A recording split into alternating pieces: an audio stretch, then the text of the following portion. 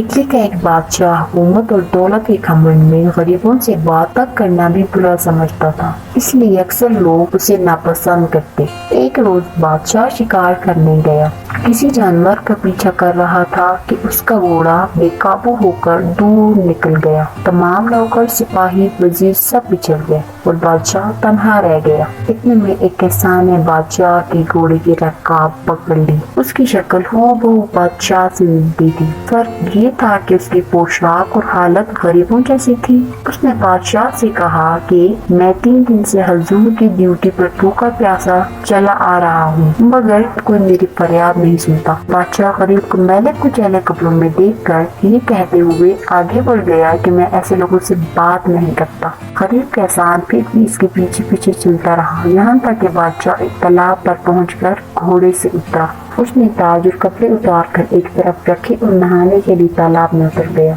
جب بادشاہ تالاب میں اتر چکا تو غریب کسان نے بادشاہ کے کپڑے پہن کر تاج سر پر رکھ لیا۔ بادشاہ کے گھوڑے پر سوار ہو کر چکر ہو گیا۔ کسان بادشاہ تھوڑی ہی دور گیا تھا کہ اسے شاہی نوکر چاکر مل گئے، جنہوں نے اسے بادشاہ سمجھ کر ادب سے سلام کیا اور ان کے ساتھ شاہی محل میں چلا گیا۔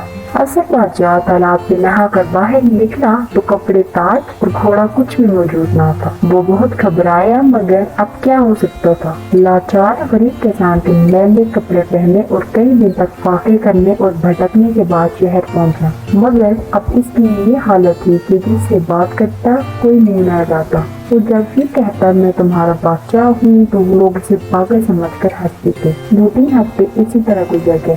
جب اس پاگل کا قصہ بادشاہ کی ماں نے سنا تو اسے بلوا کر اس کے سینے پر تل کا نشان دیکھا، پھر جس سے اس کی سچائی کی تصدیق ہو گئی۔ کسان نے اصلی بادشاہ کی یہ حالت دیکھ کر کہا، کیا تم وہ شخص ہو جو دولت اور حکومت کے گھمنڈ میں غریبوں کی فریاد نہیں سنتے تھے؟ اسی کی سزا دینے کے لیے میں نے یہ سب کیا تھا۔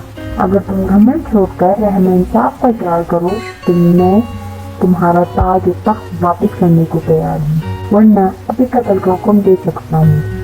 یہ سن کر بادشاہ نے عاجزی اور ندامت کے ساتھ اپنی غلطی تسلیم کی تو کسان نے تاج اور تخت واپس دے کر گھر چلا گیا۔ اس کے بعد بادشاہ نے اپنی اصلاح کی اور چند دنوں میں اس کی نیک نامی کا ڈنکا دور دور تک بجنے لگا۔